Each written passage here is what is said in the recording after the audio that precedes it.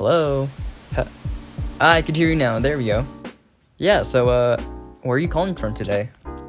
Texas. Fullerton. From Czechia, Seattle, Arkansas. Vancouver, BC. Louisiana. And wherever you're tuning in, welcome.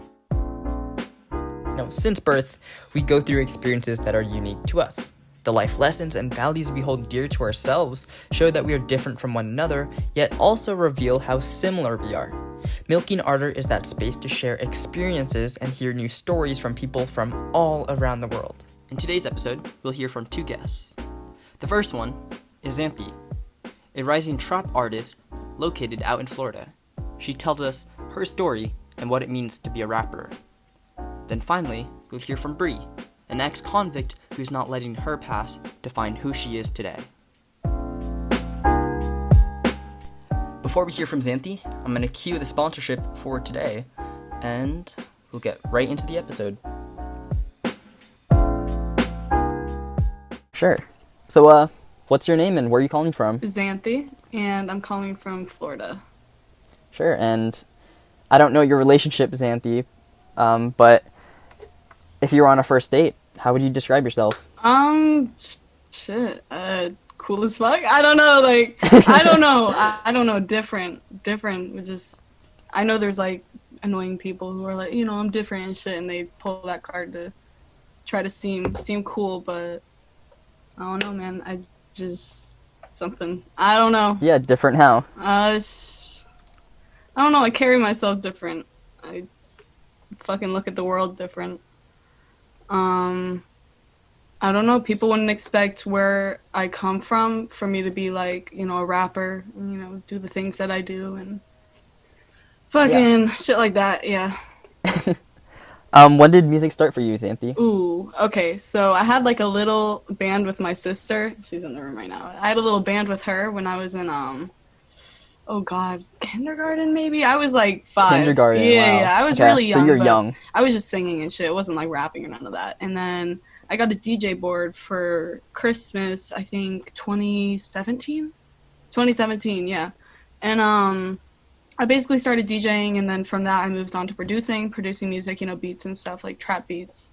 And then that was, not really my cup of tea, so I moved to rapping. So I've been doing rapping for 2 years. And then producing was 1 year, and DJing was 1 year. So yeah, about 4 years in the trap music type. Mm-hmm. And what's the appeal to trap music to you? Honestly, the hype of it. The hype. Yeah, for sure. Yeah, talk more about that. Just the energy, just people fucking going crazy, just fucking doing shit. I don't know, EDM too. I like EDM and rhythm and shit. Mm-hmm. Because it's the same way raves and fucking EDM festivals and shit. People are just going crazy and fucking.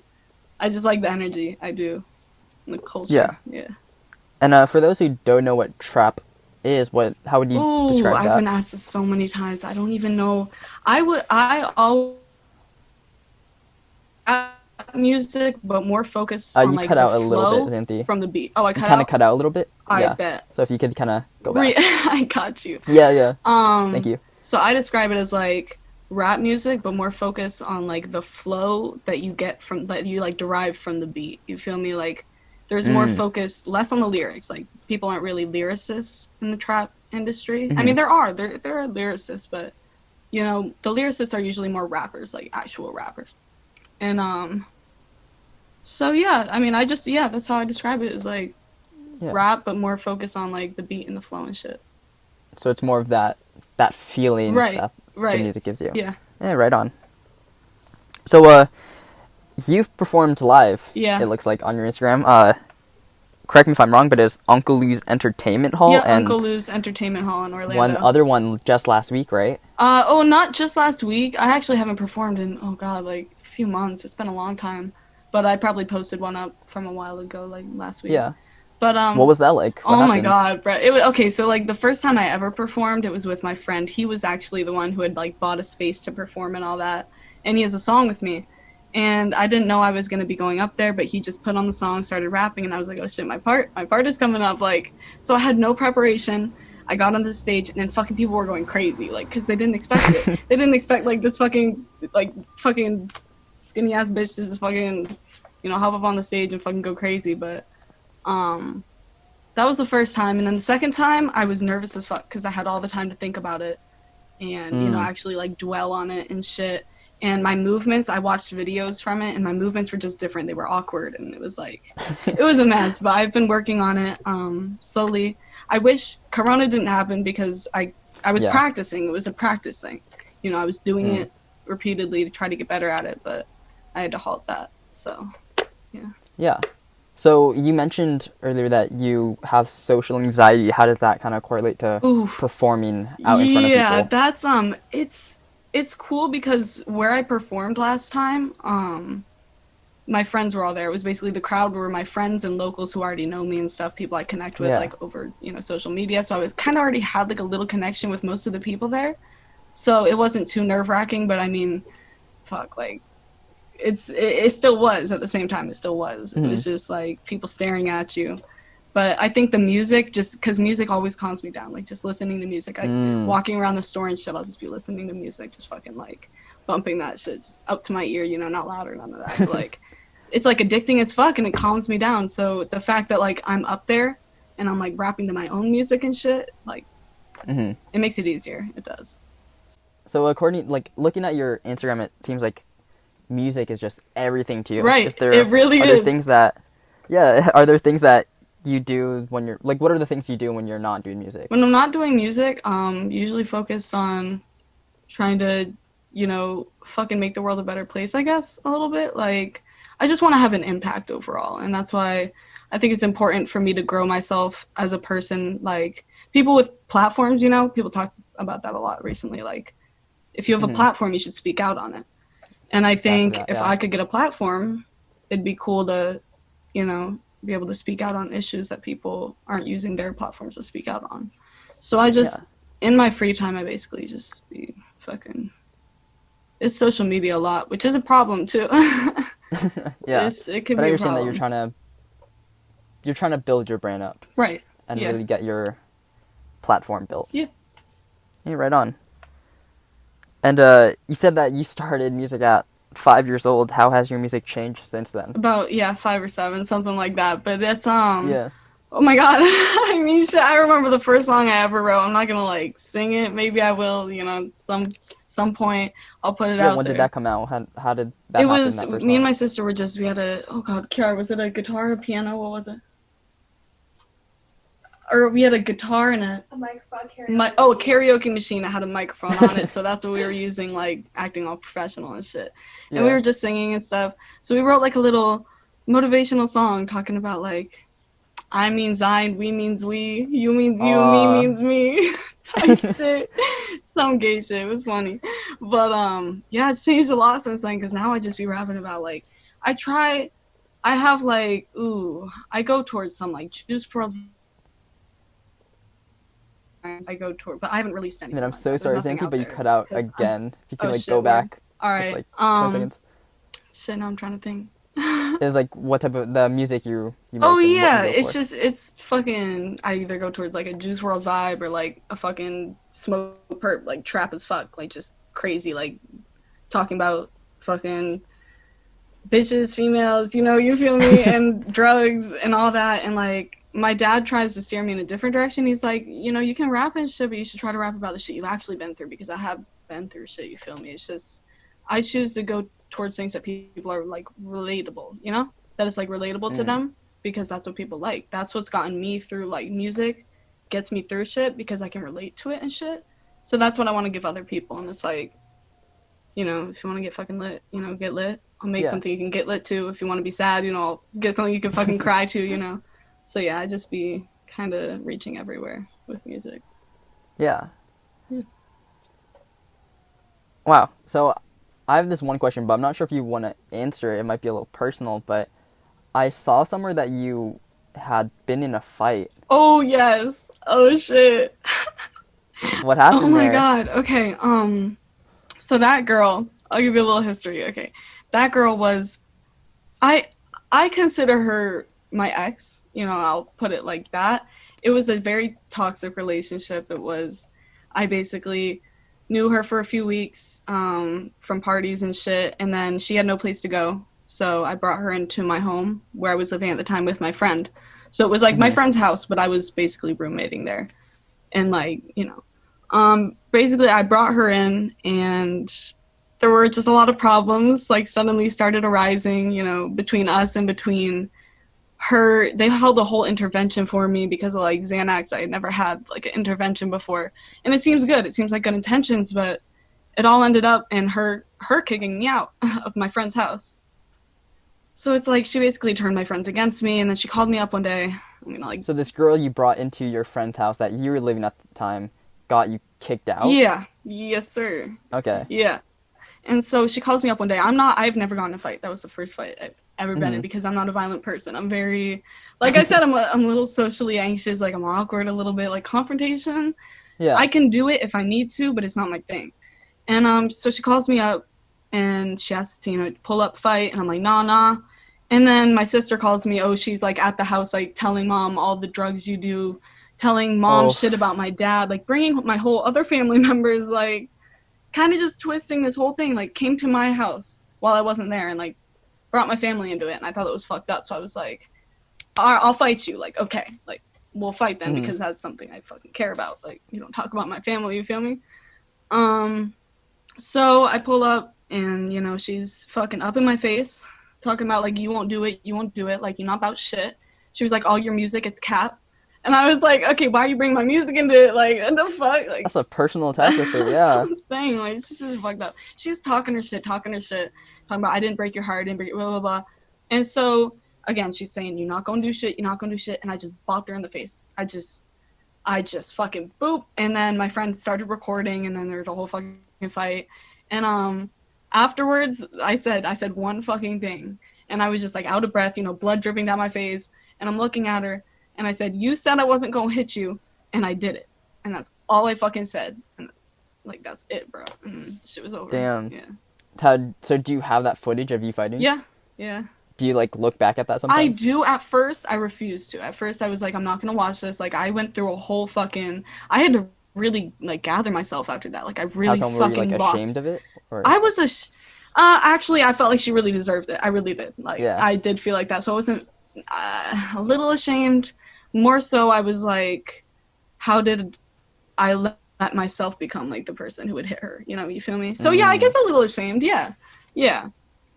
But so yeah, I went on a whole road trip for 2 weeks. I went up to fucking New York, DC, fucking Maine, the whole East Coast. Mm-hmm. And I basically tried to find myself again. I was like, all right, like I'm gonna take a moment. I learned what is it called? Like forgiving yourself, self-forgiveness. Gotcha. Yeah, forgiving yourself for like shit like that, and also taking like ownership of it, like at the same time. Mm-hmm. So yeah, that just really brought me back to a good place. But yeah, it was a fucked up thing. Yeah. I mean, it makes one hell of a story, right? Yeah, definitely. There we go. Yeah. So, what's next for you, Xanthi? I'm hoping to move out of my mom's house because I'm on quarantine lockdown here. Can't. Mm-hmm. I want to network myself. I want to be performing again, meeting up with people, going to other people's studios, having people come to my studio. Just meeting with people, networking was the key word there. Yeah. But yeah, that's the plan. Once I can move out, I got a job working, made 9 cents from music so far. So maybe there's a future in that, but yeah. So today's July 7th, 2020, and 2020, and it seems that you have something special coming out Oh yeah. in a couple of days. Yeah. It's a song featuring Stax. Is that the one? Okay, and well, like, what's the story behind that? I mean, okay, so yeah, this is actually a kind of cool story. But I was basically learning how to freestyle and watching YouTube videos and shit, and I came across like these 4 guys who are kind of big on YouTube. They were a friend group, they started freestyling, and I was really digging this one. This one like was really killing the freestyles. So I found him on Instagram, followed him. He followed me back. It was like that was like a year ago. And then we've kind of just been liking each other's pictures, commenting and shit, like back and forth, back and forth. And then he hit me up. He was like, "Hey, do you have like a spot for a feature? Like, can I feature on your song?" And I'm like, I had this song that I was saving to do with my two friends who are like local, like my best friends, but they weren't really hopping on it, and I needed someone who was like ready to hop on the song so I could post it. And Yeah. so he was like, hey, like, I'll do that shit right now. Like, send it to me and I'll record it and send it back, like, ASAP. So we did that. Came out fucking amazing. Literally, like, one of my best songs ever. So that's coming out. It was supposed to come out 7/10, but, you know, Juice's album is dropping, and I want to fucking spend that day just listening to Juice and just focusing Yeah. on that, not worrying about my streams or Yeah, I see where you're none of coming that from. shit. Yeah. All right. Well, closing thoughts. Do you have any last things you want to say? Anything you want to plug? Honestly, this shit was cool as fuck. That's all I'm saying. Like, I enjoyed it. Like, you're Yeah. Thank you for cool. your You got time. good But energy. Like, easy to talk to. You're easy to talk to for sure. thank you. Yeah. Anything you want to plug, Xanthi? What did you say? Anything you want to plug? Like, shout out. Oh, like my Instagrams and my socials and shit. Up to you. All right. Well, I'm just gonna shout out myself, Xanthi, Xanthee, and my rap name is Xanthi with a 3 is the first E. So Xan3. Gotcha. That's on Spotify, Apple Music, TikTok, whatever the fuck, you know, all platforms. Yeah. Sure thing. Well, thank you so much for your time, Xanthi, and I hope you enjoy the rest of your day. Thank you. Hope music goes well for you. You as well, and I hope this goes well for you. Thank you. Yeah. I appreciate that. All right. Well, I'll keep you in the loop on when this is going to go out and I bet. all that. All right. Well, see ya. Bye.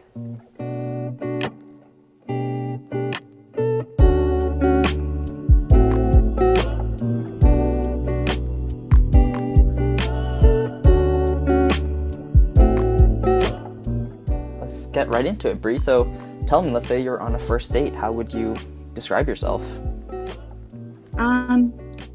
Honestly, I'm really shy at first because I'm a really goofy person. Like, I'm for real very, very silly. So I don't know how people would take it, and I don't know if they get my humor. So until I feel them out, you know, I'm kind of reserved and held back a little bit.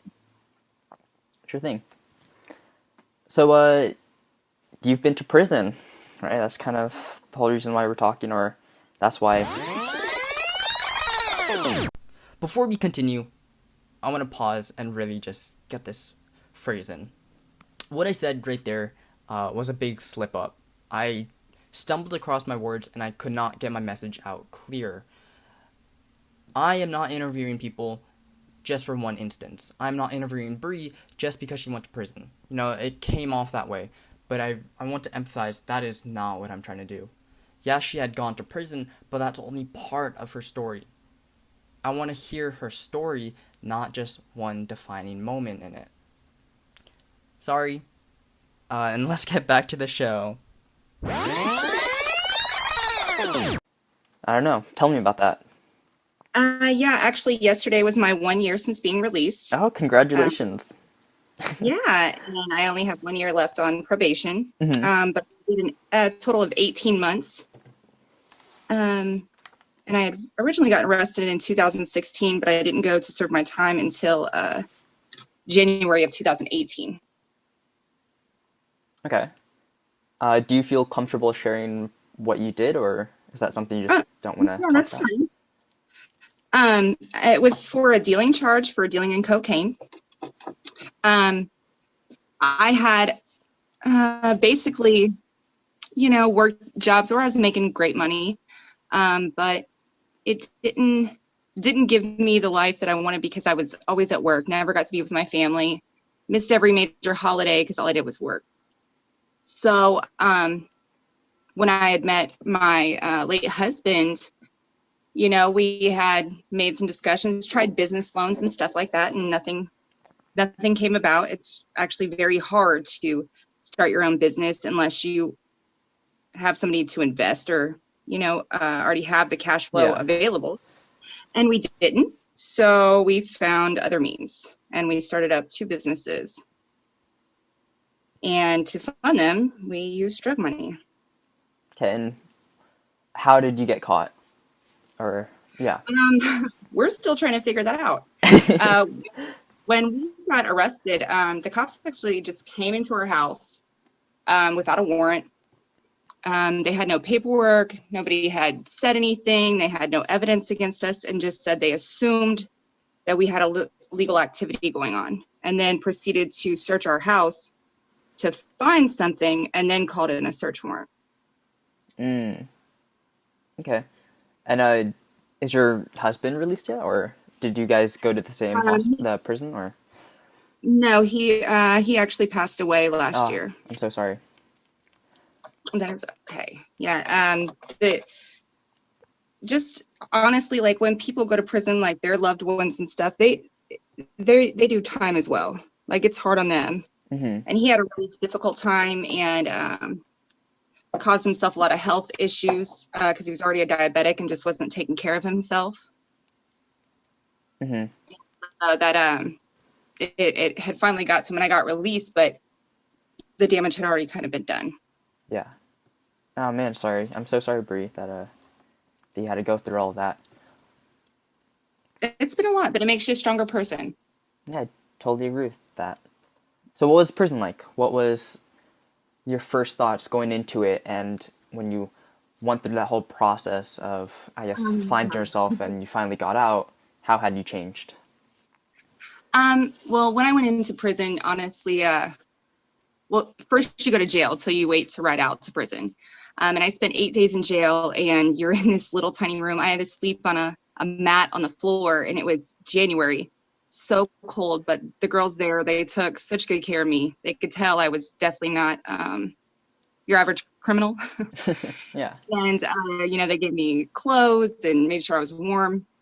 And they told me what to expect. I had basically went from like the PTA mom to prison mom overnight. So, my first couple nights, literally, I just cried myself to sleep. When everybody else was asleep, I tried to just like burrow my face into my non-pillow and just tried to envision what I was about to go through.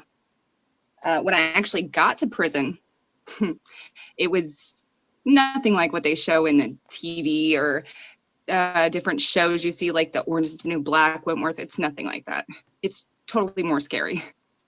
How so?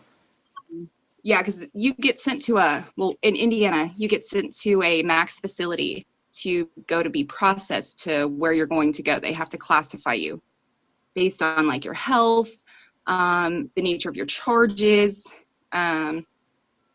mental illnesses, stuff like that. Mm-hmm. So I spent 4 weeks there, and it was absolutely terrifying. I saw some of the craziest things I think I've ever seen in my life. In Indiana, there's this girl. Her name is Sarah Pender, Mm-hmm. and she's kind of infamous for she escaped our facility, Oh, wow. the Max facility, and is the only girl to ever escape from that facility. And she was on the run for a while. She was convicted of a double homicide for killing her roommates. Oof. So she got brought in, and she didn't want to be in the intake process because you basically starve to death for 4 weeks and have no ability to get any type of commissary. You're just really restricted.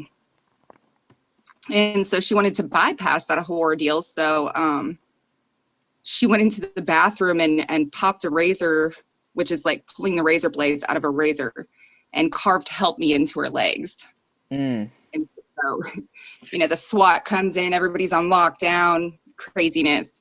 And I was like, oh my God, I'm not ready for this. Yeah, that's how long were you in there when you like heard about that or saw that? Was that like something that's brand new to you, or? Days. Yeah, I was only there like 2 or 3 days when this happened. Wow. Yeah, and I was in there. When you're in intake, you're in with all levels of, felons. Okay. So you're in there with everyone from, check fraud to homicide. It just, there's no limit to the type of criminals that are in there. So you're meshed with the worst of the worst. Yeah. So what were some everyday worries, Bree, that you'd think about? Worries? While I was in intake, I was just like starving to death. I lost like 23 pounds in 4.5 weeks. Like literally you ice just to try to fulfill some type of form of eating. The food, it's such small portions, and you don't even in the kitchen when they're preparing it, the food that they get It's a lot of soy, like you add milk and it like grows, and it says not for human consumption, for animals and inmates only. So yeah, I wasn't ready for the food. For the first couple weeks I could barely eat, and then finally I got so hungry I would eat whatever was put on my plate almost. Yeah. But it was awful. Yeah, it definitely sounds cruel. It sounds like you felt demoralized on a daily basis. Yeah, you realize that you're just a number and not a person. Yeah. What surprised you when you finally got out? When I got out of intake or when I got out of prison? When you got out of prison. You know, I'd say prison really humbled me. But I had this feeling of not belonging in society. I feel like there's like this big tattoo on my forehead that says felon, like everywhere I go. So I don't really like to go out anywhere. I do a lot of things at home. I literally don't go out to do anything. I mean, of course you can't really right now because of the COVID. Yeah. But even before that, like, I just feel more comfortable at home. I feel like everyone knows what I've done and where I've came from, and that they are placing judgment automatically.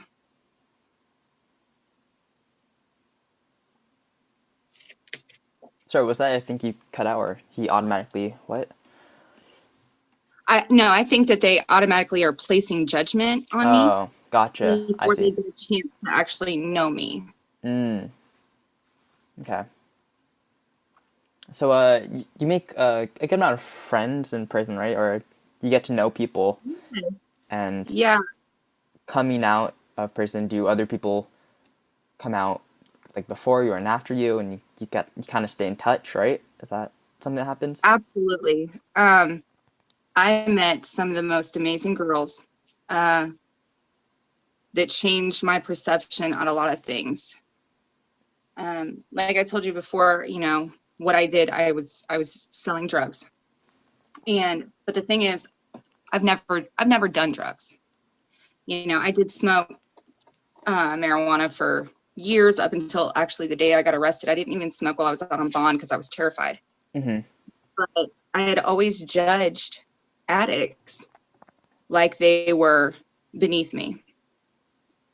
And when I met these girls and then I heard their stories, and I just, you know, I just love the person they are. They're such good-hearted people, and they fight a struggle that both of my parents fought.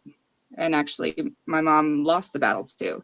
And it really it humbled me because I was one of those people who were automatically judging before I took a chance to look and know.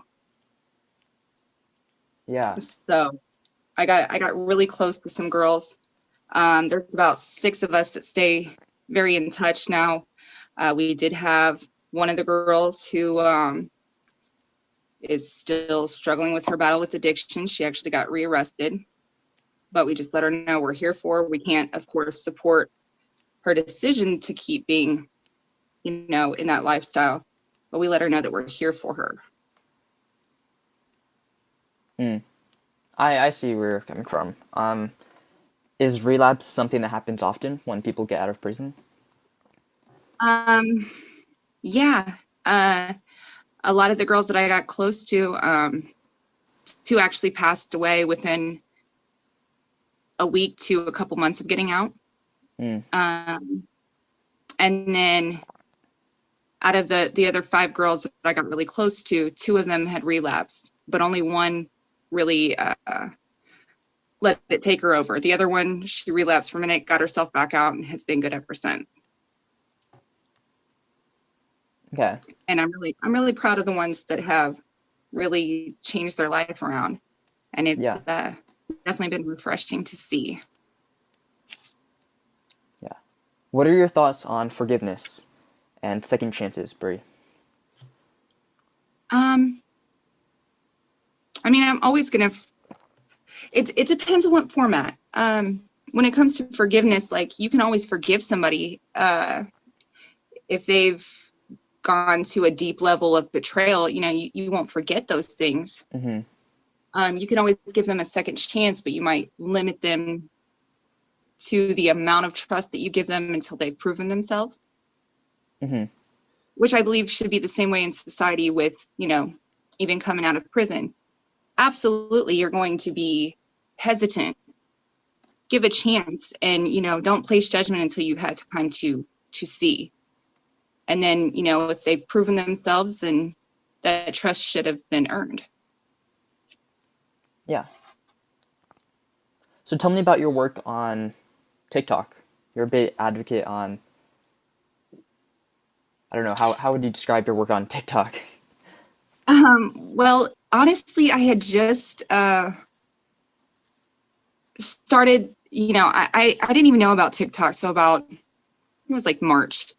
One of the guys that I work with, he's this young kid, and he came up to me one day and he's like, I'm going to be TikTok famous. I was like, what is TikTok? And he told me about it. So for a couple weeks, I was like watching videos. I'm like, oh my gosh, these people are funny. And then I started to see more videos of people just kind of explaining who they are and opening eyes for all types of different formats. And I was like, well, maybe if I make some videos, maybe they'll get me. Maybe they'll understand me.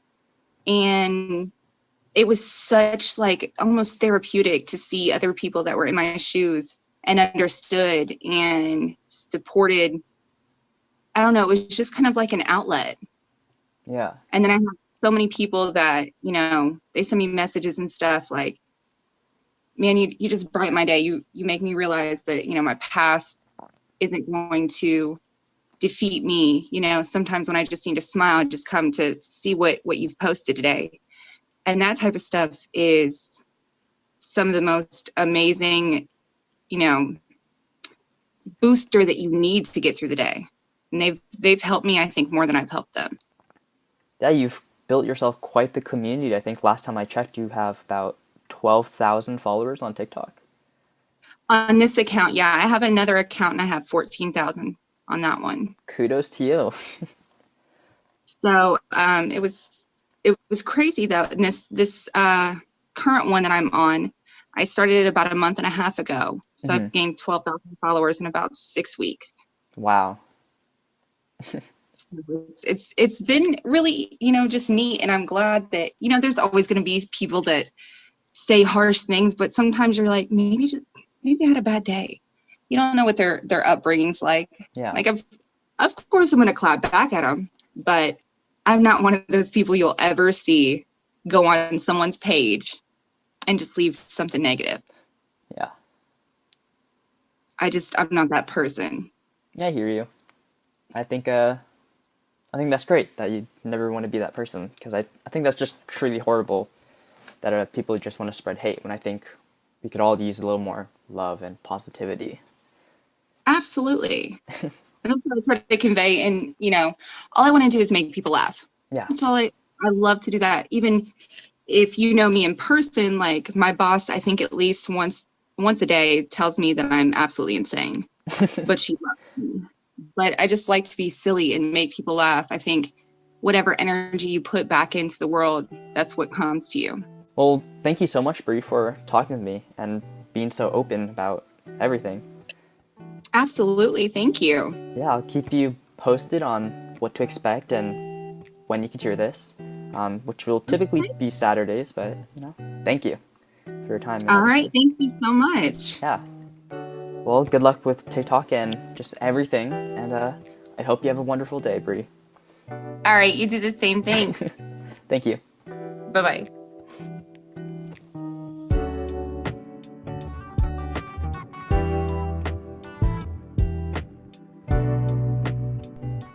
Thank you, Luke Rembo and Matthew May, for the tracks I used in today's episode.